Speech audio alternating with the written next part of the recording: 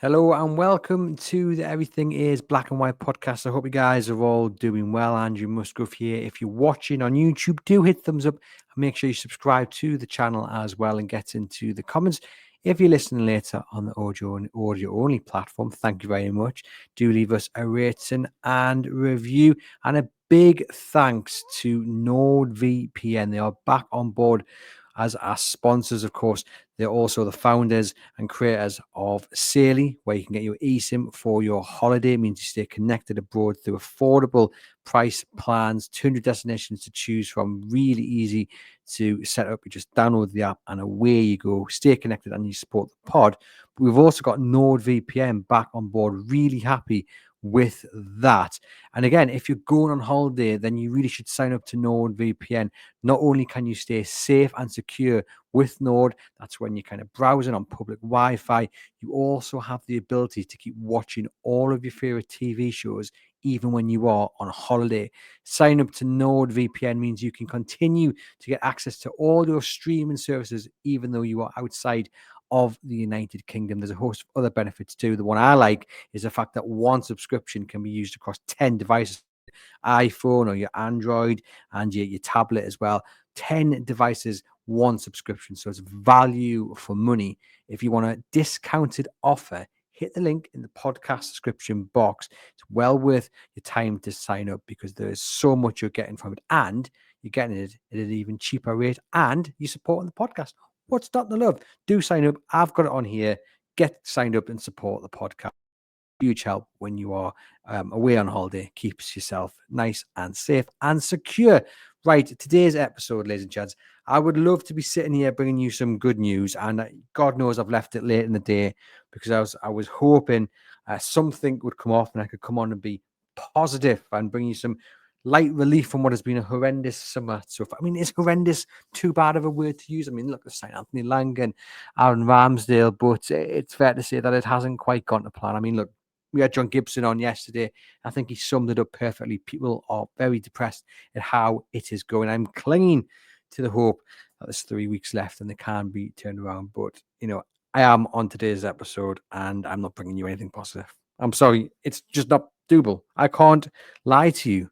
So if you're looking for some positive news, switch off now. That's the reality of the situation, because in the last couple of hours, even though it was, the world's worst kept secret, even though we knew it was definitely going to happen as best we could without guaranteeing it, Manchester United have now agreed a fee with Leipzig for Benjamin Sesko. So that deal is going to go ahead.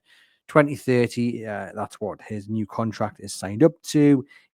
Manchester United player, and Newcastle United, we have to hope, haven't been sitting on their hands over the last few days, because if they are now only going back to the drawing board after this deal between Leipzig and Manchester United has been agreed, then you've lost valuable time to go out and get what would be your fourth choice striker, fifth choice. Goodness knows, we've had that many rejections. It's all rolled into one, but we have to hope that Andy Howe, Steve Nixon, Jamie Rubin, whichever one of those, or collectively working together, Eddie Howe, that they have not just been waiting for the small chance that Benjamin Sesko rejects Manchester United, because, it's been, as I said, like the world's worst kept secret. They were just waiting to get this fee done. It was going to happen. It was just about the structure. It's happened. He's becoming a Manchester United player. What gives me hope that they haven't just been waiting around and keeping everything crossed is that, obviously, I can't even put a time scale on it. Was it last week? Was it the week before? Who knows? But anyway, when the deal for Sesko first went in, there was always an undercurrent that if Manchester United came to the table, that's where he would go.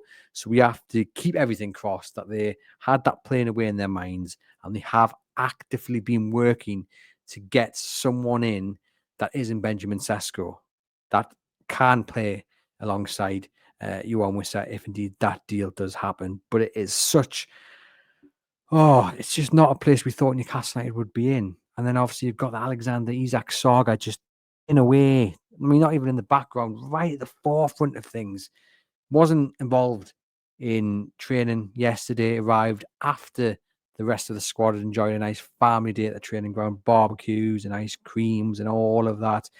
The last one out of the training ground, having, we assume, spoken to Eddie Howe, who stayed on behind with Jason Tyndall. Now, goodness knows what was said in that meeting. We have to hope that Alexander Isak was read that right act, because his behaviour and that of his representatives has not been acceptable. But other than that, it's probably been to kind of understand where his mind's at, where his head's at. Can he commit to Newcastle United for one more year and play with everything he's got? Or is it a case that Newcastle United say he's not leaving, but Isak just isn't the Isak of old? And we saw towards the end of last season, and it kind of all makes sense now, doesn't it? Was his head turned the last few games of the campaign where he was largely absent? It is a conversation that has to be handled so delicately. That relationship has to be handled delicately as well. Eddie Howe is the master of that. We know how good his man management skills are. If there's one person I want to be leading that conversation, it is him. We now just wait for outcomes, which I'm sure we'll hopefully get over the next kind of couple of days. And if not, he will speak, Eddie Howe, after Friday's Saily Cup fixture and Saturday's Saily Cup fixture. And it's going to be all eyes on the squad. Will Alexander Isak be part of that? I don't think will be. Simply because he'll not be fit enough to play what will be quite competitive games, and but who knows? Maybe he will be. But I like you, very intrigued to see what came out of those conversations, and I'm sure the way it'll play out is that Eddie Howe won't say too much, but somehow it'll still make its way out into the press. But what a situation! I mean, honestly, I've said this to you at the start of the summer. This is what we'd be facing with 3 weeks after the window. No new centre back, short in midfield, Alexander Isak wanting to leave, and no new centre forward. You would not have believed it to be in the case, and yet here we are. And what can you say? I mean, is it going to change? There's enough time for it to change, but looking back at the last few months, you don't really think it's going to. Not all of Newcastle's own making. They've tried. I mean, this Sesko deal is a good example of when they've been really aggressive. They've shown they're willing to pay money for who they think is the right target. They've shown that they are willing to put the wages down. And what it's come down to, and this will be a conversation for more in depth for another episode, is just that Newcastle United perhaps don't have the pull that we thought they did. And in this case, particularly, it looks like it's actually nothing to do with money. It's just that Manchester United, I guess, with all their history and success of the last kind of 30 years or so, is still a bigger draw than Newcastle United. And that's hard to hear. Maybe we were all whipped up in how last season ended with Champions League and the Carabao Cup, and we did say, and I was guilty of it, that it would be a transformational summer. The Champions League is going to be the tipping point. So important that Newcastle got that, because not only will it be able to keep players like Isak, it'll also be able to sign top quality players. And unfortunately, at this moment, none of that has happened. I mean, Anthony Lang is a top player, but in terms of others, no one's decided they want to come through the door. And I mean, reports coming out of Germany suggest that Sesko has accepted a lesser wage for Manchester United, that his agency has given up a significant share of commission, and there's also a friendly being arranged between Leipzig and Manchester United as part of the deal as well. And that's come from Sky reporter Florian Plassenberg. So whether that is true, I don't know. Wouldn't surprise me. I mean, I think it's well accepted Manchester United have had to offer less because of the financial constraints they're under. And they've just, either it is the history of the club, the success of it, or they've sold the project better. And maybe that's where the lack of a director of football comes into play. You can go out and you can spot these players. You can, from a business point of view, go and handle negotiations. But is there someone at Newcastle United who has stepped into the role of selling what the club is, of being that kind of link between the player and the rest of the hierarchy? We saw it with Amanda Staveley in the documentaries, and Steve Nixon has done that. But Dan Ashworth, we saw with Anthony Gordon, there he was there to meet him. And who was it? Was it the same with Sandro Tonali? Potentially, I think it was.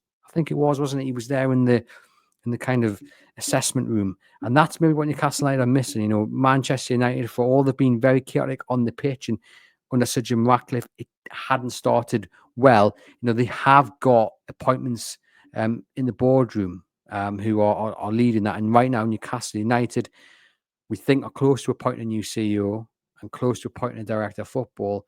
But perhaps the void that is there now is directly impacting what is going on in the transfer market. But then again, it could just be that he's always wanting to play for Manchester United. And no matter who was selling the club, he was always going to head to Old Trafford. But let me know in the comments your thought. And it just goes back to the point I was making. We just have to hope Newcastle United can now move quickly and fast onto another target. And it does come back to Alexander Isak. Newcastle United are going to make him stay and roll that dice, take that gamble that he will have the right attitude, that he will get focused once again and be able to produce the goals to help Newcastle United hopefully have another successful season? Or is Alexander Isak going to refuse all offers of rebuilding bridges and still push to go?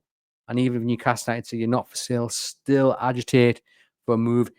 And in which case, given that Liverpool have or just about to sell Darwin Núñez to a Saudi Arabian team, they're going to be able to afford an even bigger fee for Isak. So don't write off them coming back to the table, even if there's no encouragement, at least in the public, from Newcastle United. If Isak, again, pushes, if these conversations do not go well, then maybe Newcastle United might be forced to sell, because of course, you say you don't sell Isak without a replacement, but if he's going to be a disruptive influence in the dressing room, what have you, and this is just me just playing out the scenarios, I'm not saying he's going to be, but if he was to be, then you cash in at £150 million, and you then, as I said a few weeks ago, you go hell for leather for that replacement, and you accept that you might have to pay an extra 15, 20 million because clubs A know you're desperate and B have got that money, but you've got the money. So just spend it and go out and get that right player.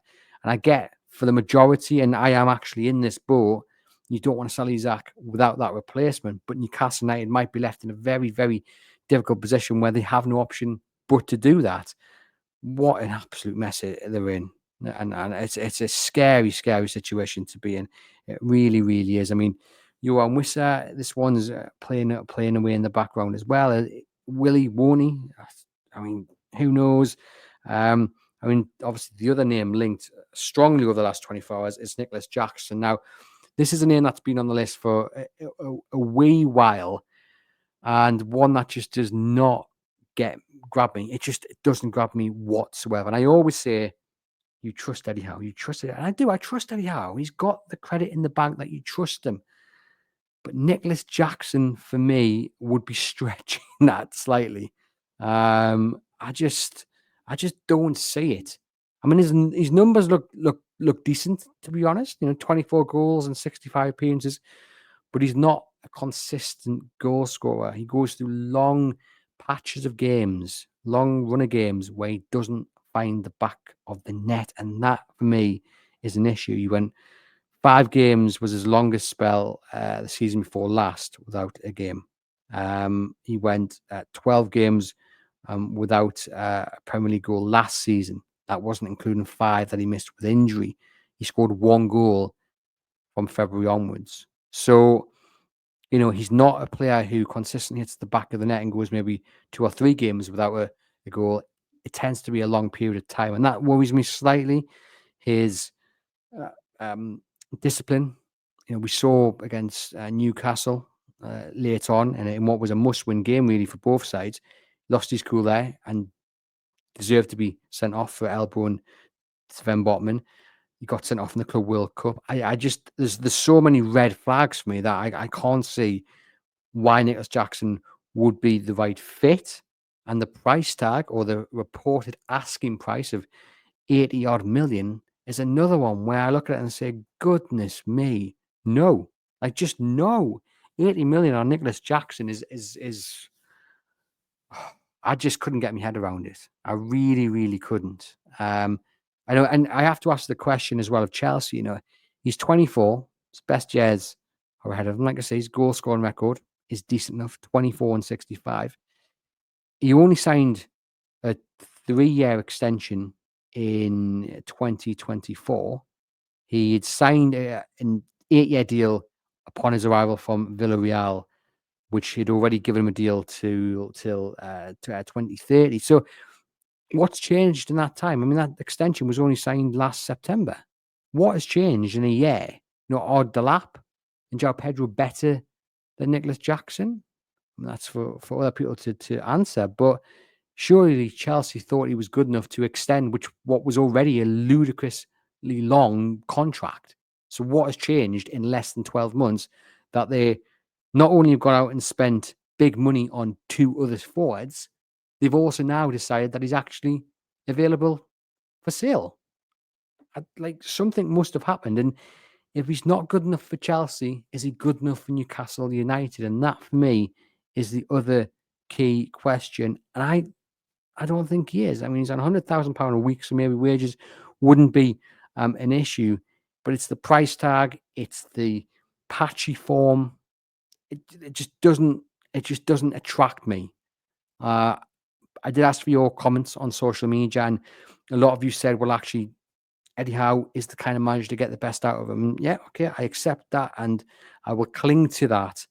But still, this is probably the first deal, if it went through, that I would have reservations about. And look, I would love to be proved wrong. If Newcastle sign him, I would love to be sitting here in a year's time and say I got this one wrong and he scored 20 goals and Newcastle have got a fantastic striker, but I just can't see it happening. And bearing in mind Newcastle want to be battling in the same areas Chelsea and obviously the other clubs up there. If Chelsea are prepared to get rid of him, despite hitting double figures in his first 2 seasons at Chelsea, you've got to ask why they're letting him go. For me, I just don't understand. Just suggests he's not good enough for that kind of top 4, top 5, top 6. But maybe I'm being a little bit unfair. And look, the other massive issue with signing Nicolas Jackson and Johan Wissa, and indeed, though that deal will come off, is that both would be away for the African Cup of Nations later this year. Starts in December, runs into January. So, if Newcastle manage to sign Wissa and Jackson, you get to December, midway through December, the busiest period of the Premier League, and suddenly you're left without your 2 senior strikers, assume that Isak would go both were signed. So that's something else the club have got to consider. He's also suspended for the first game of the season because he got a 3-match ban after elbowing Sven Botman, so he'll be missing the game against Aston Villa. There's red flags for me. There are red flags for me, and there are red flags for quite a few of you. I often, thankfully, get a lot of responses from you guys on X, which I am very, very appreciative of. Let me just get the responses up because I had quite a few from you guys about Nicolas Jackson. I did not expect this many, 149. So thank you very much for that. Let me read through some of them. And it's not universally against Nicolas Jackson, to be quite honest. I think the majority are against it, but a lot are against it actually because of the price tag rather than the player. But for me, I just don't know if he's good enough. But anyway, let me dive into the comments. Mannion says, I don't rate him, but if Eddie wants him, that's good enough for me. Remember feeling the same way about Craig Bellamy, and that turned out okay. Michael says, no, at this point in the project, we should be looking to bring in players on the rise, not expensive fix-em-ups discarded by clubs we are wanting to compete with. Will just cause more of a PSR headache when we try to shift them. We've got Mark saying it depends on the transfer fee. Ultimate Warrior says no, but I felt that way about Gordon. Still no, though. Carl says I would, but the price Chelsea want is too high. Probably looking at somewhere between the Wissa and Nunez to Saudi price, and that could be a good deal. We've got another one here. Drunken Rio says, I would for the right price, not this 80 million hovering around 50 million max. In a different environment, he could still be what everyone thought he would be, though him and Wissa coming in would then miss missed games because of the African Cup of Nations. Derek, in desperation, just says, yes, at this point, I would do. And that's the other thing. Time is running out for Newcastle United. And maybe, the striker that comes in is going to have to be someone that doesn't make your heart go. That's just going to be the reality of it. And then it's a case of, well, actually, are you kind of bringing someone in that really you don't want, but you need that position filled? And that's not a good strategy. But we are getting to the point where desperation is going to play a major factor in Newcastle United's decision. And it will come down to whether are we desperate enough to sign someone that we don't want, or do we just not sign someone because we are desperate? And we've seen in previous windows where they've gone, you know what, we are desperate, but we're not going to make a silly buy because it will impact us later on. Gav says, I'd sign him with a loan with an option. Definitely not buy at 80 million, though. Neil says, absolutely not for 80 million. Given that's their quote room, that suggests any reasonable offer will get rejected. Walk away now rather than waste more time. Omar says there's still better options out there. There's two with PSG alone we could talk to. 80 million would be a farce. Hopefully not. Rob, though, says if the price is right, I think he should be seen as a Wilson replacement, though, not for Isak. Another Rob says, very underwhelming, and 80 million is mental. 40 to 50 million potentially. And he says AFCON is also a worry too. But we've got a few people saying, if Howe wants him, says James, then I do. Another one says for the right price, yes. Steven says not a chance at 80. Zaza says I don't mind him, but at 80 million, not a chance. David says depending on the price, I would take him for 60. Andrew says yes, but no more than 50. And Lewis says I'm in the minority, but I think he would be a class signing. Thank you to everyone who has got in touch with me. Kenneth here saying absolutely how we'll create a monster. It is mixed.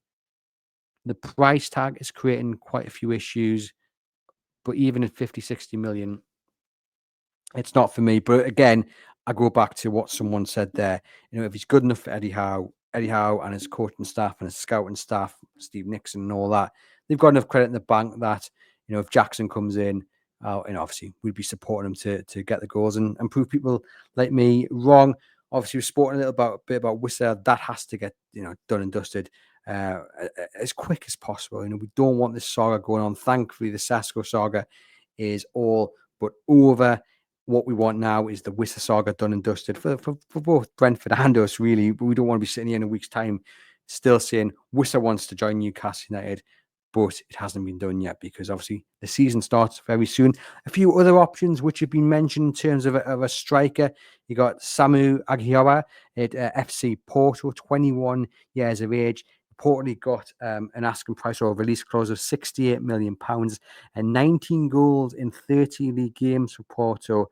And he cost Porto just £13 million last summer. Now, Chelsea wanted him. They had a deal agreed. I think it was for about 34 million, but that fell through. Then he moved to Porto from Atletico Madrid, who have got a huge 50% sell-on clause. Absolutely mental there. Great negotiation by Atletico Madrid. So they would get a fair whack of that £68 million if indeed that's what Newcastle United end up paying for. I've seen him tentatively linked. Look, he's had one prolific season in a league, with all due respect to Porto and Benfica and Sporting. It's not a league that often produces, world-class players. Obviously, you've had some. Cristiano Ronaldo came from Sporting, wasn't it? And there are other examples. Evan Nielsen at Bournemouth looks a very good player, but £68 million, a man to lead the line, 21 years of age. That's a lot of money. And I think he's probably someone that might end up in the Premier League. Spurs, Villa have also been linked, but you were probably looking at that and thinking you'd want at least one more season of double figures to then splash that money. Of course, the price tag will inevitably rise, but I think right now that's a huge gamble if you were going to go after him. We've also got another player playing in Portugal, and it is the Greek striker Evangelos Pavlidis, 26-year-old international for Greece.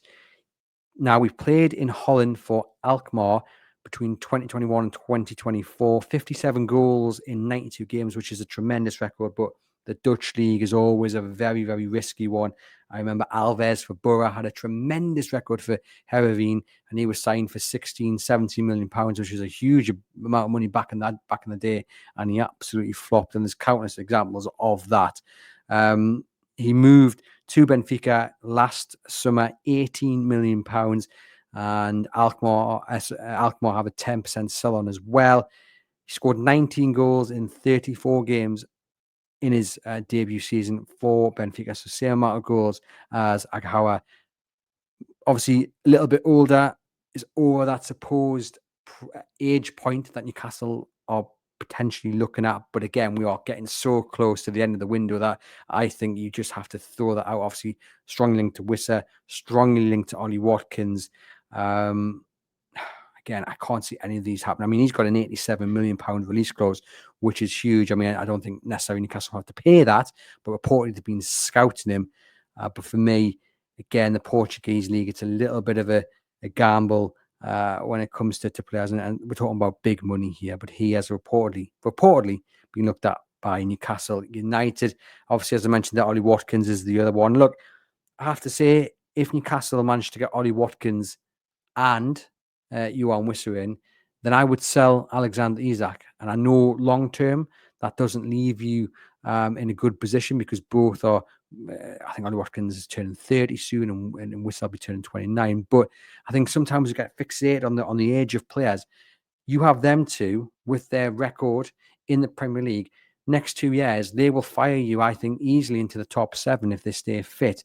For me, those two players are enough to then allow Alexander Isak to go off to Liverpool. You get £150 million, and then you reinvest in maybe someone like Agawa next summer when he's had another brilliant season. That's what I would do if Newcastle could get those two players over the line, because to me, short term, it just makes absolute sense to do that. Then you go out and you get a centre back and another midfielder.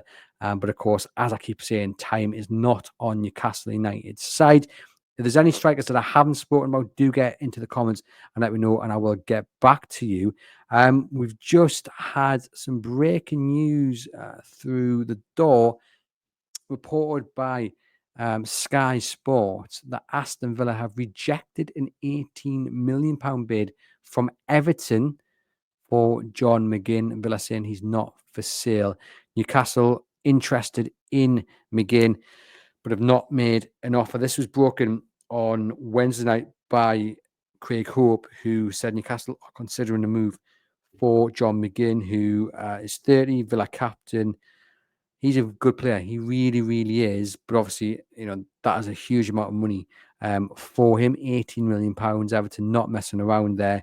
And Villa, not only have they rejected it, but they said he's not for sale. So that probably closes off Newcastle United's interest in him. But the reaction to that story was really interesting because for me, I think, if Newcastle for the right price could get McGinn into the club, it would be a really good deal because Newcastle have got arguably the best midfield three in Joelinton, Sandro Tonali and Bruno, and what you need is a squad built around them. Now McGinn would come in and push every one of those for start in that Newcastle United XI. I mean, I don't think he's better than any of them, but he would certainly not just come in to fill the gaps, but he also would really help Eddie Howe build a squad. And sometimes I think that gets missed as well. With the midfield, you've already got the best. So we're trying to just build underneath that to prop them up slightly and also push them. It's a little bit different when it comes to strikers with a centre back. You want someone to come in. You need someone to come in who instantly elevates that position. A little bit different here. But John McGinn, fantastic player. Doesn't look like that deal's going to happen, though, despite Villa's PSR concerns. The other thing to mention is that Martin Dubravka has left. And he's gone. He's gone to Burnley. 179 games for Newcastle United, 54 clean sheets. Tremendous servant for Newcastle United. Obviously, went a little bit sour for a wee while when he pushed for a low move to Manchester United, which totally backfired. Came back into the fold, clearly a top professional. And then he had his run of games towards the end of 2024 into 2025 when Newcastle actually reached the Carabao Cup final. And lots of people were saying he should start. Obviously, in the end, Eddie Howe went back to Nick Pope, who had suffered an injury, meaning Dubravka got the nod. But Dubravka was so good in that run of games. And there was a lot of things to like about last season. Obviously, the Cup final win is right at the top of qualifying for the Champions League. Some of the goals scored.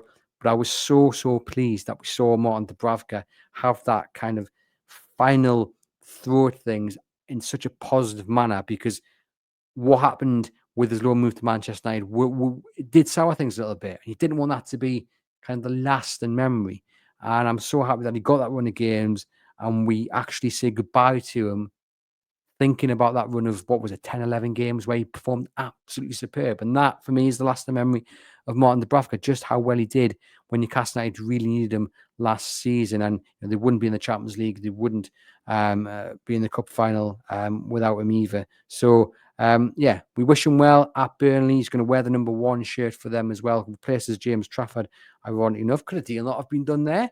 But we wish him well. And I think he'll be a good signing for Burnley for at least the next season. And that's about it, ladies and gents. That is about it. There's nothing else to really talk about. I really wish I could be here talking about a striker signing or a centre back. As it is, I'm not. I will be back on Friday with Sam Milner, and we're going to talk about his dream end to the transfer window. Pretty much how Newcastle United can manage to turn this around. So look out for that one. But in the meantime, enjoy your Thursday. Go out and enjoy the sunshine.